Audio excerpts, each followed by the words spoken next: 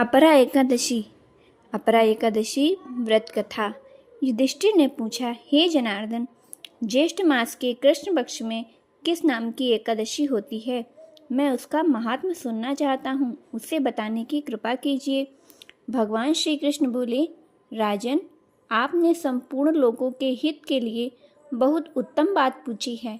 राजेंद्र, ज्येष्ठ मास की कृष्ण पक्ष की एकादशी का नाम अपरा है। यह बहुत पुण्य प्रदान करने वाली और बड़े बड़े पातकों का नाश करने वाली है।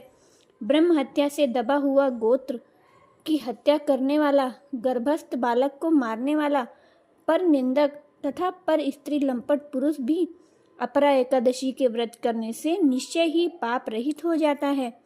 जो झूठी गवाही देता है, माप तौल में धोखा देता है, बिना जाने ही नक्षत्रों की गणना करता है और कूटनीति से आयुर्वेद का ज्ञाता बनकर वैद्य का काम करता है, ये सब नरक में निवास करने वाले प्राणी ही हैं।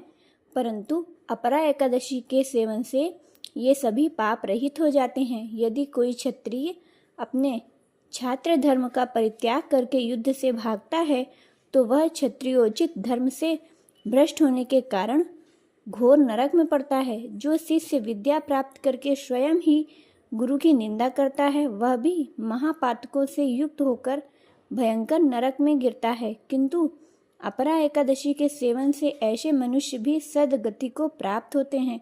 माघ में जब सूर्य मकर राशि पर स्थित हो, उस समय प्रयाग में स्नान करने वाले मनुष्यों को जो पुण्य होता है, काशी में शिवरात्रि का व्रत करने से जो पुण्य प्राप्त होता है, गया में पिंडदान करके पितरों को तृप्ति प्रदान करने वाला पुरुष जिस पुण्य का भागी होता है, बृहस्पति के सिंह राशि पर स्थित होने पर गोदावरी में स्नान करने वाला मनुष्य जिस फल को प्राप्त करता है, बद्रिका आश्रम की यात्रा के समय भगवान केदार के दर्शन से तथा बद्री तीर्थ के सेवन से जो पुण्य फल उपलब्ध होता है, तथा सूर्य ग्रहण के समय कुरुक्षेत्र में दक्षिणा सहित यज्ञ करके हाथी, घोड़ा और सुवर्ण दान करने से जिस फल की प्राप्ति होती है, अपरा एकादशी के सेवन से मनुष्य वैसे ही फल को प्राप्त कर लेता है।